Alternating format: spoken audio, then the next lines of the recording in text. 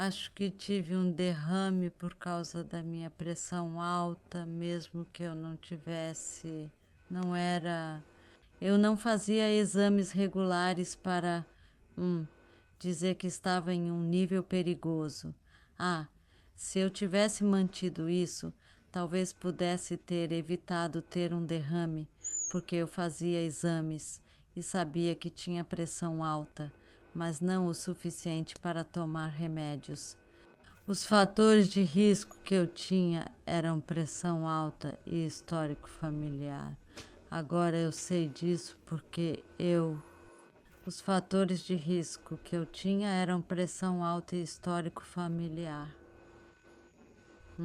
Mas meus pais, um deles morreu de derrame e o outro de ataque cardíaco, então eu sabia que eles eram.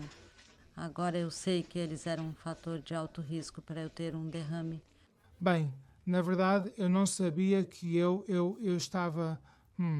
Tinha um eu poderia ter um derrame, porque eu era jovem naquela época, com 48 anos, e eu jogava badminton 2 vezes por semana e fazia toda a jardinagem, e eu dirigia ah, para, para outras cidades, nas férias, e eu sentia que eu estava perfeitamente saudável. Então eu nunca pensei que teria um derrame, mas só depois disso, fui internado no hospital. E então me disseram que porque eu tinha batimentos cardíacos irregulares, e isso fazia coágulo de sangue, e então coagulando meu vaso sanguíneo, vaso cerebral e causando o derrame. Eu também tive uma experiência de o que eles chamam de um mini derrame. Eles chamam de AIT. E isso é o que eu negligenciei, porque na verdade isso foi um sintoma ou um aviso para mim naquela época, mas isso foi tarde demais para mim, porque eu só reconheci isso depois que o derrame realmente aconteceu comigo. Eu realmente acredito que foi minha dieta. Era uma dieta pobre. Eu usava manteiga em toda a minha culinária que eu fazia. Sem mencionar as comidas para viagem. Não só isso, antes de eu ter meu derrame, eu muito raramente ia ao médico e fazia um check-up de saúde. Só foi quando tive o derrame que o médico me disse que eu tinha pressão alta. Eu acho que o derrame aconteceu comigo porque eu tinha pressão alta levemente e não estava controlada ou monitorada. Eu não estava tomando medicação na época. Também. Talvez minha dieta não saudável, você sabe. Padrões de alimentação irregulares, não consistentes. Pegando uma comida para viagem de vez em quando no caminho para casa. E minha atividade física, você sabe, era inconsistente. Eu ia muito bem na academia por um tempo e depois tinha que parar, e então era esporádico, e depois ia e voltava e não havia nada. Também meu colesterol no sangue, que estava um pouco alto e eu não tinha ideia sobre colesterol no sangue, o que era ou até que aconteceu. E também, estar acima do peso, você sabe, isso foi um problema pra mim e eu acho, você sabe, misturar isso com a atividade física e a dieta não saudável. Então, estar acima do peso, carregando peso em excesso, sim, definitivamente. Eu também tinha níveis de estresse. Antes do derrame, saber sobre fatores de risco, eu não sabia. Eu não tinha nenhum conhecimento sobre, você sabe o que era um derrame ou como um derrame era causado. O fator de risco de por que o derrame aconteceu comigo é porque, onde quer que você vá, você deve tomar seus remédios, qualquer que seja, especialmente se você tiver sua diabetes, batimentos cardíacos irregulares, isso é varfarina, isso é, o mais importante é que eu tenho batimentos cardíacos irregulares e tenho que tomar varfarina e mais remédios para minha pressão alta. E, minha diabetes, você sabe.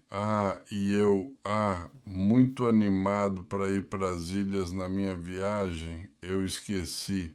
E isso é o mais importante, é garantir que você tome seus comprimidos onde quer que viaje, porque isso foi o que aconteceu comigo. É o que quero dizer. Eles não podem durar muito tempo sem seus comprimidos, mas uma vez que você exagera como eu, foi por uma semana, o que é sorte eu ainda estar vivo hoje, porque esses comprimidos, eles são os que me fazem respirar todos os dias. Então isso também foi o que causou o derrame, foi minha dieta, meu peso, você sabe.